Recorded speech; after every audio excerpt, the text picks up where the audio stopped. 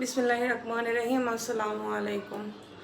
আমার অনেক ভাই বোনেরা আমাকে মেসেজ দিতেছেন, বলতে আমার খুব কষ্ট হচ্ছে। অনেক নতুন নতুন ক্যান্সার রোগী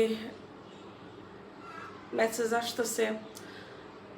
তো অনেকেই জিজ্ঞেস করতেছেন যে আপু, আপনি ভাইয়াকে কিভাবে মহাখালীতে কেমো দেওয়াইছেন। তো সব কথাই বলবো। তো সবার কাছে অনুরোধ রইল, ভিডিওটা একটু শেয়ার করে দিবেন। আপনাদের একটা শেয়ারে আমার পরিবারটা বাঁচবে। আপনাদের লাইক, একটা কমেন্ট, একটা শেয়ার আমার পরিবারের জন্য অনেক উপকার আসে।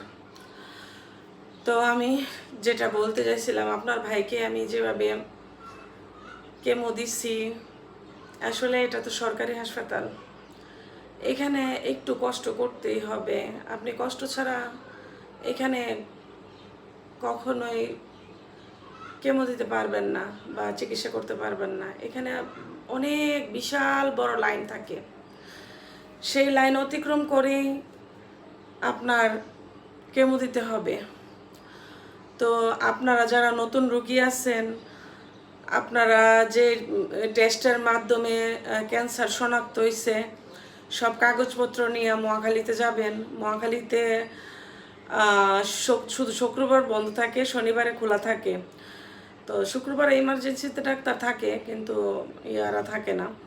তো শনিবারে যদি যান, যে কোনো বারে যদি যান, তাহলে সকাল ভোরে চলে যাবেন। ওইখানে গিয়ে লাইনে দাঁড়ায়া টিকিট কাটবেন। বিশাল বড় লাইন, ওইখানে দাঁড়ায় টিকিট কাটতেই হবে। আগে তো সুবিধা ছিল, অনলাইনে কাটতে পারছি, তো এখন আর অনলাইনে কাটা যায় না। তো আমি প্রসেসটা বলে দিতেছি কীভাবে কী করবেন। তো একদম সকালে যাবেন, সকালে গেলে মানে লাইনটা এত বেশি একটা বড় হয় না।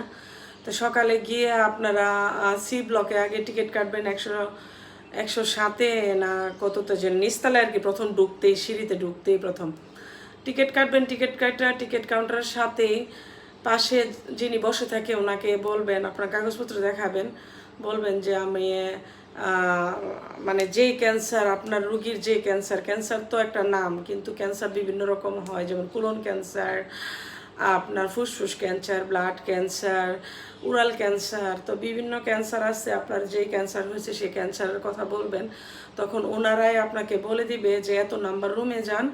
এত নাম্বার রুমে গেলে তারপর ডাক্তার দেখাতে পারবেন। ডাক্তার দেখাইলে তারপর আপনারা, ডাক্তারই আপনাদেরকে বলে দিবে কিভাবে কি করতে হবে। অনেক ঝামেলা ভাই, অনেক ঝামেলা, তো করতেই হবে।